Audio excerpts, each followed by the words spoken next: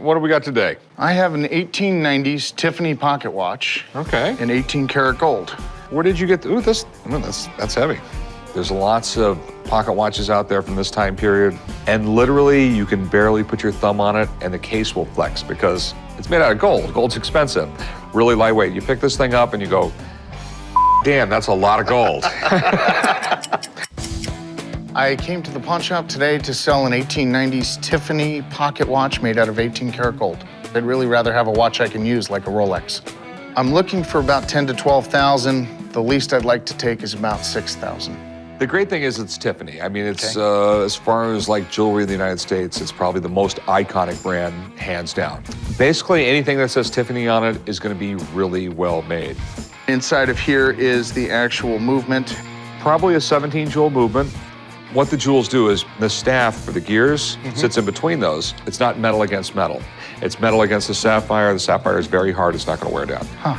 This is definitely a Swiss movement. It looks like Patek Philippe because that's what Tiffany used back in this time period. Wow. Patek Philippe was founded in Switzerland back in the mid-1800s by a Polish guy named Patek and a Frenchman named Philippe. They were like the dynamic duo of watchmaking. They came up with tons of innovations and actually invented the first wristwatch. Now, it is Tiffany & Company. It's got a incredibly heavy 18 karat gold case that's not dinged up, scratched up, anything like that. That's hard to find. It's a great watch. Now there are some problems with it. There's nothing special about it. There's no up and down indicator, there's no stopwatch, there's no repeater, there's no moon phase, anything like that. It's a bare bones movement. This is the ones they made on the assembly line in Switzerland. These are not the handmade ones. Gotcha. So, what do you want to do with it? I was looking for 10 to 12,000. That's not going to happen. Normally, pocket watches go like this for like 2,500 bucks. But you have this massively heavy case. So, I mean, you have all that intrinsic value of all the gold. Right. You got $4,000 here. I can't go that low. You bring up some good arguments, but I still think it's a gorgeous watch. I'd be willing to come down to 7,500. No, $4,000 is my top dollar. But you can't hit with the top dollar right off the bat. You know, $5 and it's yours today. No, $4,000. There's got to be a little bit more in there. Come on, you got to give me something. I'll go 42, that's it.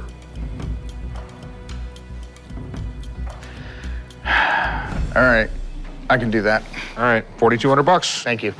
This is a great buy for the shop. Old Tiffany stuff usually flies off the shelf. Even if it didn't, I'd still want to buy it just for the gold alone. Hey, how's it going? Going just great. What do we got? I got a 1926 Dunhill watch lighter, hard glass enamel. Dunhill, I mean, they've made just about everything over the years, from briefcases to pipes to clothes. Back in the day, you'd probably have a pocket watch that's be in the same pocket as, I guess you wouldn't need a pocket watch, right? That is that, you wouldn't. I have a 1926 Dunhill watch lighter. I've been collecting lighters for well over 50 years. If we can make a deal today, I'm going to spend at least some of it on my lovely lady. So tell me what you know about it. Well, Dunhill was actually the first one to have a one-handed lighter. It is a one-handed lighter. You can light it with one hand. That's pretty cool. Dunhill started off as a tobacco farmer, so guys smart enough to realize, hey, why don't I start selling stuff to light it? And maybe somebody might want to tell the time when they're lighting a cigarette. Which is kind of cool when you think about it because, you know, just like everything, I mean, if you take your smartphone now, you know, it has your calendar, it has everything you need on it. Well, the more stuff you could fit into something back then, people thought it was really cool. I mean, it was a very popular lighter. You know, the prestigious, I'm doing well lighter. You know, Absolutely. There's people out there. Symbol. It was a status symbol, exactly. I mean, there's people that wear Timexes and there's people that wear Rolexes. That's right. What's really cool about these is that someone came up with the idea and Dunhill had to go commission somebody to make watches for them. And then they realized it was kind of a good idea and they started making their own. So what's really nice is that you have one of the ones that are pre the ones Dunhill built, which were actually better watches. Just makes it a little bit more rare. What are you looking to get for it? 6,000. If it was in perfect condition, I could probably offer you that. There's just some chipping on the enamel here. It's just not in $6,000 condition. The thing it does have going for it is that they are really collectible. Would you take $3,000 for it? No, I would not. I'm gonna need you to come down from 6. We're gonna have to meet somewhere. 5. Would you take 4? Let's split the difference. 42.5. Let's do 4. Sure. I'm very happy with the deal. I think that's fair all the way around. The store has to make a little profit there. Hopefully a lot of profit. That way we can keep on and have a good relationship for the future. How's it going? What do we got? Got a 1923 Audemars pocket watch. Oh, wow, can I see it? Definitely see it. Audemars is like probably one of the best watch builders there is out there. It takes about 3 minutes to make a Timex. It takes about 3 years to make an Audemars. I'm here today to sell my grandpa's 1923 Audemars pocket watch. My grandpa bought it from someone in Pearl Harbor after the war, and it's pretty much all the knowledge I have about it. If I made a sale today, I'd probably reinvest the money into my company. This is really cool. Just put it on this. What's it made of, do you know? I believe it's 18 karat gold. Looks like it's white gold. Audemars Piguet, they kind of made their name by having the thinnest pocket watches. Back in the day, this was a really, really important tool. Railroad conductors used to have special watches that were all set in time so they couldn't ever mess with setting the time, because think about it, your trains going on a train track, You gotta be on they're point on crossing that. each other. Yeah. You don't do it at a certain time, you're gonna hit another train. Makes sense? So United States watch standards became so ridiculous that, believe it or not, Swiss watches were garbage. American pocket watches are what's really expensive and really collectible and stuff like that. Do you mind if I open it real quick? Yeah, no problem. Yeah. We got one problem. It's a European pocket watch. For whatever reason, people don't collect them. If it was a wristwatch, it's going to be worth all kinds of money. When it comes to pocket watches, it's just not Different there. story. It just is. What is really cool about it is how flat it is and how small it is. And it's in almost pristine condition. So how much are you looking to get out of it? I was thinking around 10,000. Okay, so I can't get anywhere close to 10 grand. What are you thinking about? Maybe like 8? I'm thinking about 1,000. Oh, yeah? Yeah, that's that. And honestly, man, that's because this thing's made of gold. If it wasn't made of gold, it'd be worth a lot less. I got you. You know, I really wish I could offer more. Because, it's all good, I mean, yeah. dude, I'm the guy with the pocket watch on my wrist. Yeah, I'm sorry. I'll probably just want to just keep it in my family. It's worth more to me than right. 1,200 for sure. All right, man, I appreciate you bringing it Cool. in. No worries. Thank you very much. We weren't able to make the sale today. The price is way too low, and I'd rather just keep it in my family. I got this old pocket watch I'd like for you to look at, see if you might be interested in. Okay. That's really, really cool. Do you know what a fusee is? No. Okay. Really interesting watch. Can you teach me about watches not in front of the customer? I come down to the pawn shop today to sell my old antique fusee pocket watch. This watch is awesome because it was all handmade, the complete thing. I'd like to sell today because it's my hobby. I buy and sell watches.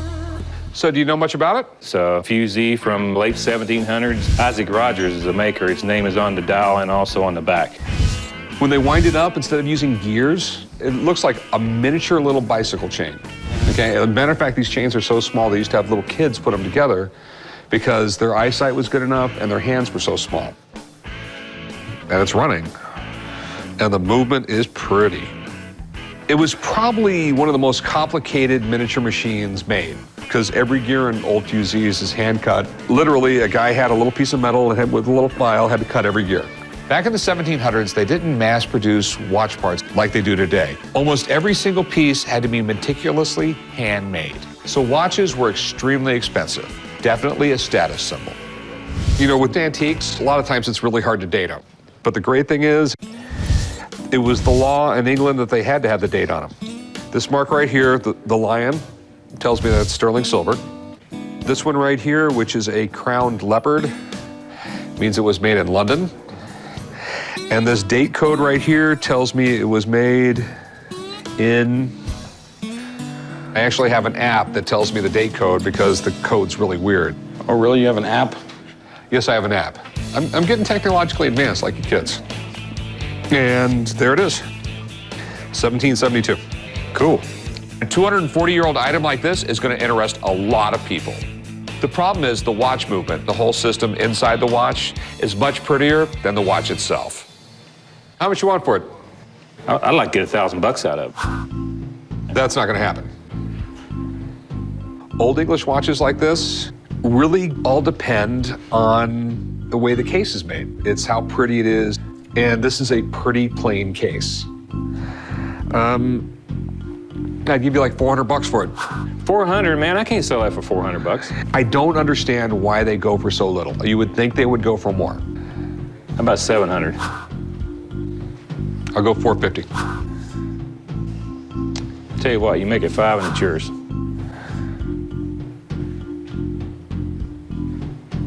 All right, 500. All right, you want to write them up, son? That's good as paperwork, man. I feel that I didn't get what I really should have got out of the watch, but I understand they got to make money also, so I can live with it. Got here. I have a 1977 calculator watch from HP. Oh, wow. It's actually really cool, really rare. There's a nerd somewhere from Silicon Valley that would love playing with it. Sounds like you, chum. I came down to the pawn shop today to sell my 1977 HP calculator watch. It has over 3 dozen features. It's LED screen. It's just awesome.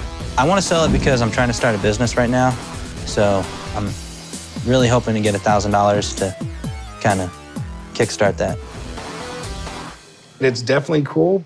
You know, imagine in 1977, this was an insane amount of technology that someone could wear on their wrist. And if HP was probably one of the biggest tech companies in the world at the time. Definitely. I mean, they were kind of like the Apple of the day. I mean, even though Apple was around, they were they started in a garage. Everything got really crazy. They blew up. Then they went from everything from watches to computers to printers. This was high tech at the time, man. Definitely. In 1977, the fact that you can have a calculator on your wrist was pretty big. I mean, calculators back then, I think, were a few $1,000s. I see you eyeballing this. Maybe I should be talking to you. So what do you think, chum? Oh yeah, I forgot. We're playing this silly game. So, does this thing work? Yeah, definitely. Try it out. You know, and one of the other problems with them is that kids would dream about being able to sneak these into school and use them back then. But the buttons weren't really easy to press. I mean, you actually almost had to have a pen to hit the buttons that were so small. What are you looking to do with it, my man? I'm looking to sell it. Okay. What are you looking to get out of it? $1,000. Okay, no way. I can't put this in my showcase next to a Rolex and ever expect it to sell. People want new stuff, not old stuff. I'll offer you like $100, man. I mean, that's all I'll offer you, really. I can't go any higher than that. I'm gonna need to at least make 50%, double my money, something like that. I mean, I'm trying to start a business. Could you maybe do 150?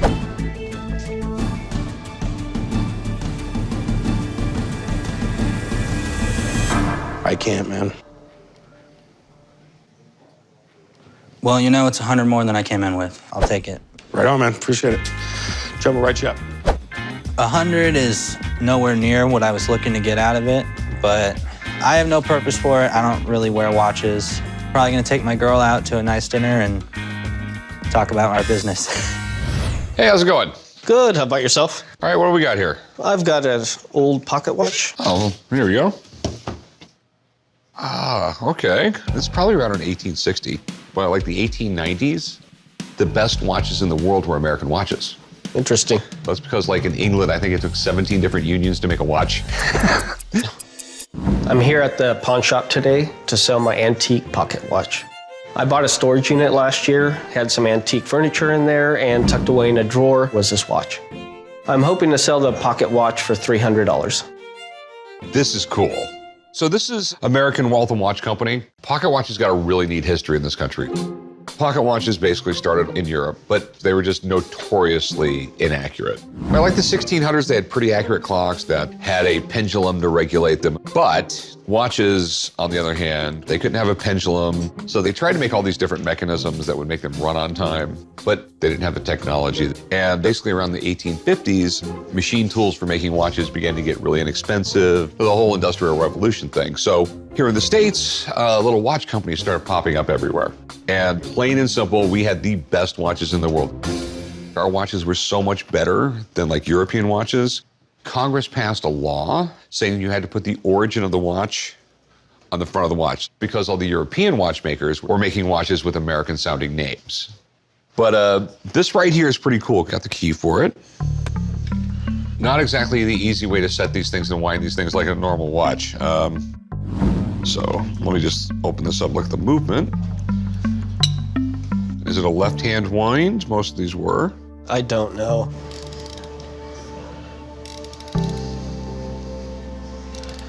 And then, yep, it runs. Excellent. So, how much you want for it? I'm asking 300. I'll give you $200 for it. They're much harder to sell nowadays. There's just not that many collectors out there. But 20 years ago, I'd offer you more. Would you do 2 1/4?